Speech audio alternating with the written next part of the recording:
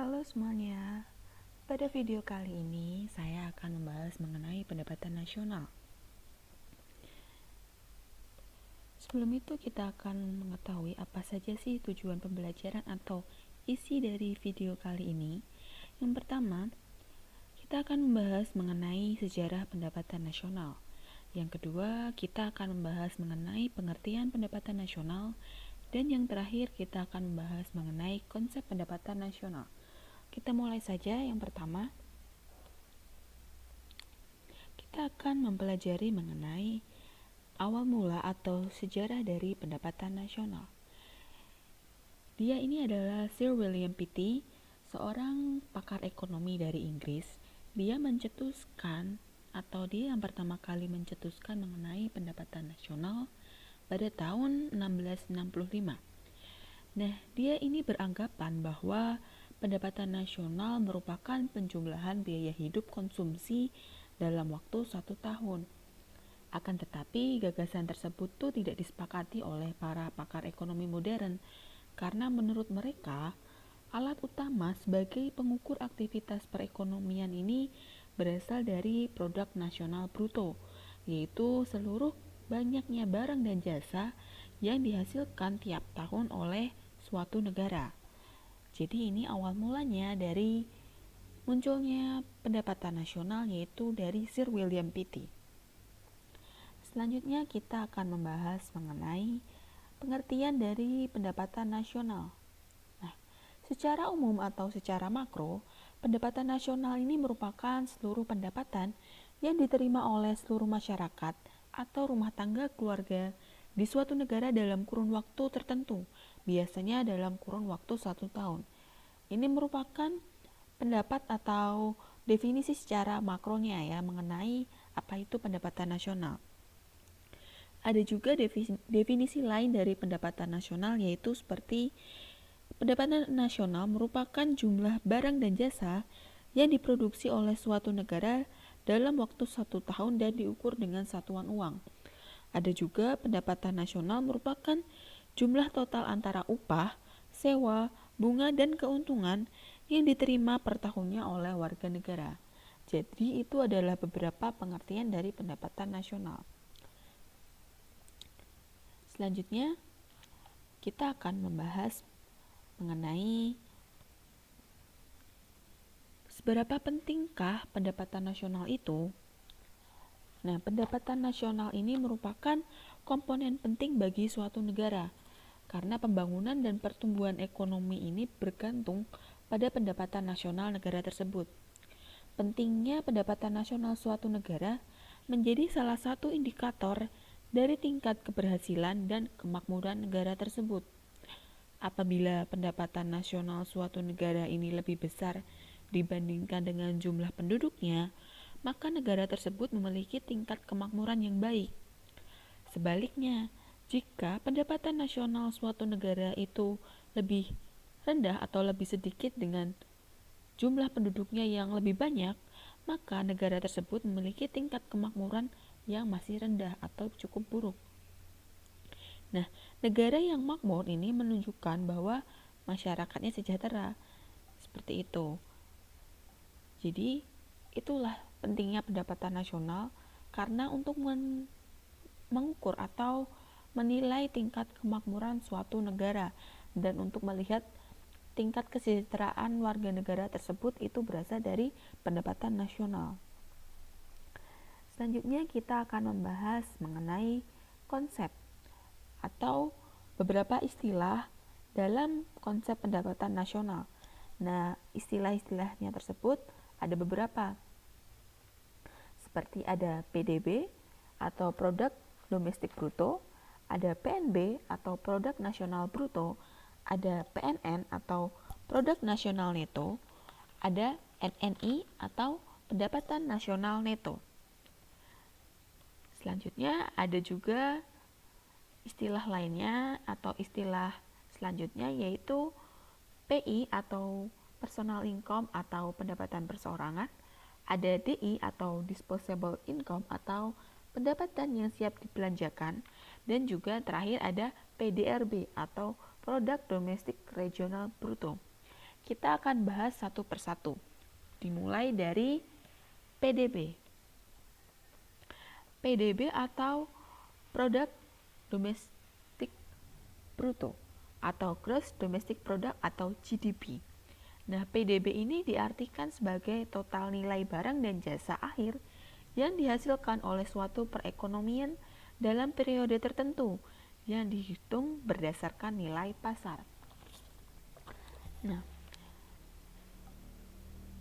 di Indonesia ini PDB dapat dihitung dari dua sisi pendekatan, yaitu dari pendekatan sektoral dan pendekatan penggunaan.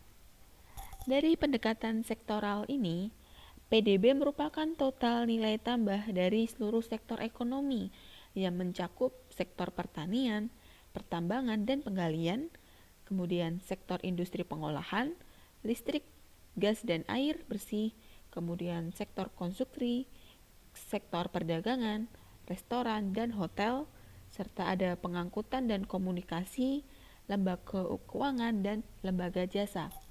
Sedangkan dari pendekatan penggunaan, PDB merupakan total nilai dari pengeluaran konsumsi rumah tangga, pengeluaran konsumsi pemerintah, pembentukan modal tetap bruto, perubahan stok, dan ekspor neto.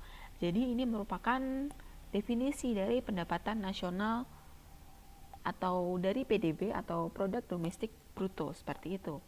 Selanjutnya, istilah lain atau konsep lainnya yaitu PNB atau produk nasional bruto atau juga disebut dengan gross national product atau GNP. Nah, PNB ini merupakan seluruh produksi barang dan jasa yang dihasilkan oleh warga negara tersebut, baik yang bekerja di dalam maupun di luar negeri. Nah, perhitungan produk nasional bruto ini menggunakan konsep kewarganegaraan, yang artinya produk nasional bruto atau PNB ini dihitung berdasarkan jumlah seluruh barang dan jasa yang dihasilkan oleh warga negara sendiri tanpa memperhitungkan hasil produksi yang dihasilkan masyarakat asing yang bekerja di dalam negeri. Nah, PNB dan PDB ini memiliki perbedaan. Apa itu? PDB dan PNB memiliki perbedaan yang disebut dengan pendapatan neto atas faktor dari luar negeri atau net factor income from abroad. Nah, pendapatan faktor produksi neto atau PFPN ini apa?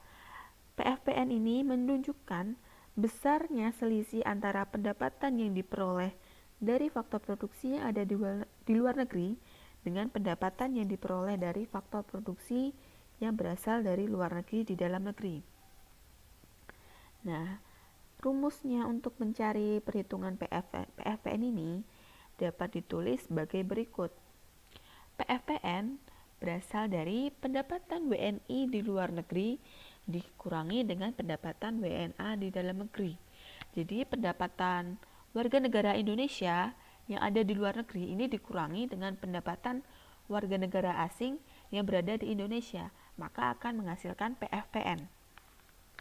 Nah, hubungan antara PNB dan PDB ini dapat ditulis dengan rumus, yaitu PNB dapat diketahui hasilnya dengan cara PDB dikurangi dengan PFPN atau pendapatan neto atas faktor dari luar negeri.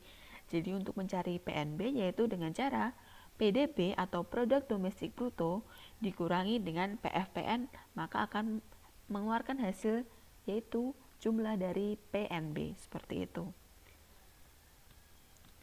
Selanjutnya kita akan membahas mengenai PNN atau produk nasional neto atau juga dapat disebut dengan net national product atau NNP. Nah, produk nasional neto atau NNP ini didapatkan dari produk nasional bruto atau PNB dikurangi oleh penyusutan barang atau depresiasi dan replacement.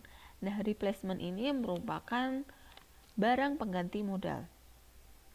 Rumusnya dapat ditulis sebagai berikut, yaitu NNP sama dengan PNB dikurangi dari jumlah penyusutan barang dan barang pengganti modal, maka akan mendapatkan hasil dari NNP atau PNN.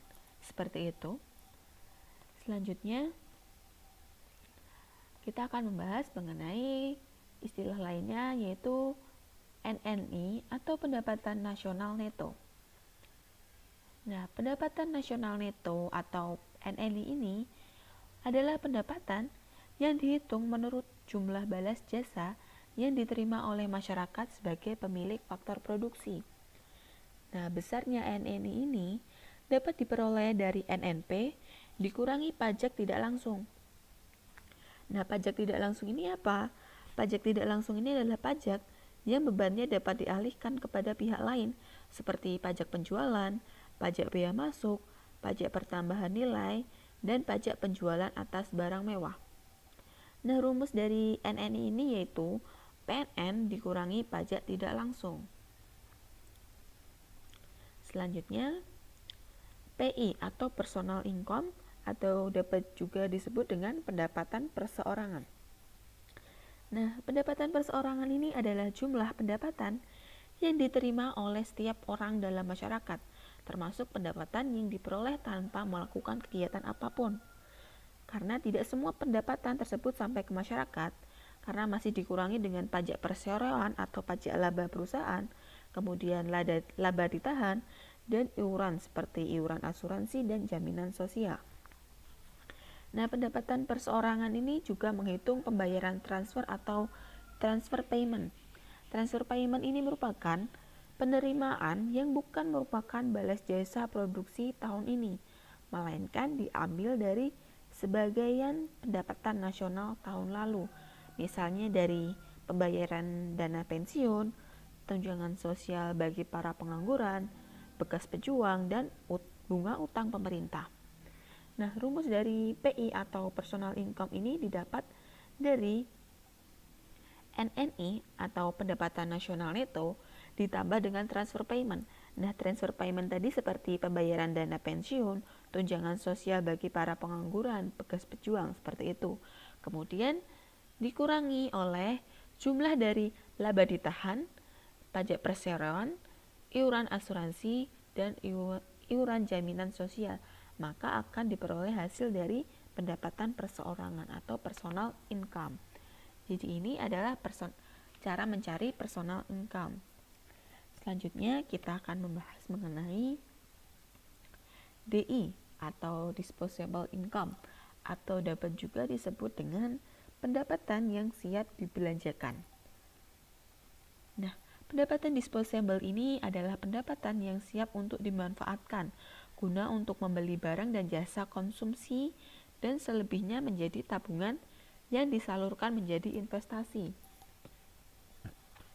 Nah, disposable income ini diperoleh dari pendapatan yang diterima masyarakat dikurangi dengan pajak langsung. Pajak langsung atau direct tax ini adalah pajak yang bebannya tidak dapat dialihkan kepada pihak lain. Artinya, harus langsung ditanggung oleh wajib pajak. Misalnya pajak bumi dan bangunan, dan pajak penghasilan. Rumus mencari DI yaitu PI atau personal income dikurangi oleh pajak langsung. Pajak langsung tadi seperti pajak bumi bangunan atau pajak penghasilan. Seperti itu. Langsung kita masuk ke contoh saja ya supaya ada sebelum itu ada PDRB. Nah, PDRB ada satu lagi nih. PDRB atau Produk Domestik Regional adalah seluruh produksi barang dan jasa yang dihasilkan oleh seluruh kegiatan ekonomi di wilayah tertentu.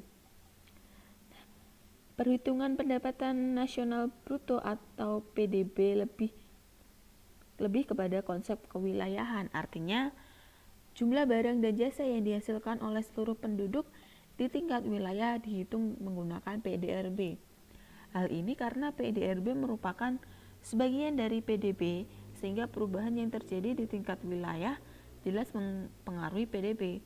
Nah, PDB sebutan PDRB ini menyesuaikan nama wilayahnya seperti PDRB Jawa Barat, PDRB Kalimantan Timur, PDRB Kota Solo, ataupun PDRB Jawa Tengah atau sesuai dengan wilayahnya tersebut. Nah, kita langsung masuk ke contoh saja ya. Oke, masuk ke contoh. Untuk mengetahui perhitungan konsep pendapatan nasional tersebut, perhatikan contoh berikut. Ini dalam satuan miliar. Yang pertama, ada produk domestik bruto atau PDB sebanyak 50 triliun. Diketahui PDB sebanyak 50 triliun. Kemudian, jika dikurangi pendapatan neto terhadap luar negeri atau PFPN sebanyak 6,5 triliun, maka akan menghasilkan atau diperoleh hasil yaitu produk nasional bruto atau PNB sebesar 44 triliun. Karena tadi apa? PNB itu diperoleh dari PDB dikurangi oleh PFPN. Nah, PFPN-nya ini sebesar 6,5 triliun. Maka PNB akan didapatkan hasil sebesar 44 triliun. Sampai di sini kita lanjutkan. Nah, PNB tadi sebesar 44 triliun kan. Kemudian jika dikurangi penyusutan sebesar 4 triliun, maka akan diperoleh hasil produk nasional neto atau NNP sebesar 40 triliun. Karena NNP tadi rumusnya apa? PNB dikurangi oleh penyusutan. Seperti itu, maka diperoleh hasil NNP sebesar 40 triliun. Kemudian jika NNP dikurangi oleh pajak tidak langsung sebesar 5 triliun, maka akan diperoleh pendapatan nasional neto atau NNI sebesar 35 triliun. Karena apa? Karena NNI tadi rumusnya apa? NNP atau PNN dikurangi oleh pajak tidak langsung, maka hasilnya yaitu 35 triliun. Selanjutnya, nah, NNI tadi sebesar 35 triliun. Jika ditambah dengan transfer payment, dia akan sebesar 1 triliun. Dia akan menghasilkan yaitu 36 triliun. Jika 36 triliun ini dikurangi dengan laba ditahan sebesar 1 triliun, kemudian dikurangi oleh pajak perseroan sebesar 3 triliun, dikurangi lagi oleh jaminan sosial sebesar 1 triliun, maka akan menghasilkan pajak perseroan yaitu 31 triliun. Karena tadi apa rumusnya? Pajak perseroan, pendapatan perseroan maksud saya. Pendapatan perseroan itu tadi rumusnya yaitu NNI ditambah dengan transfer payment dikurangi oleh laba ditahan, pajak perseroan, dan jaminan sosial. Maka akan menghasilkan PI sebesar 31 triliun. Selanjutnya, PI-nya tadi sebesar 31 triliun. Jika dikurangi oleh pajak langsung sebesar 2,5 triliun, maka akan menghasilkan disposable income atau pendapatan yang siap dibelanjakan sebesar 28,5 triliun. Karena rumusnya DI tadi yaitu PI dikurangi oleh pajak langsung, maka akan ketemu hasilnya yaitu DI sebesar 28,5 triliun. Nah, jika DI tadi itu dikurangi oleh tabungan atau saving sebesar 1,5 triliun, maka akan menghasilkan atau mengetahui tingkat konsumsi sebesar 27,27 triliun maksud saya. Jadi ini tadi adalah contoh perhitungan dari konsep atau istilah dari pendapatan nasional. Oke, cukup sekian isi dari video pembelajaran pada kali ini. Terima kasih.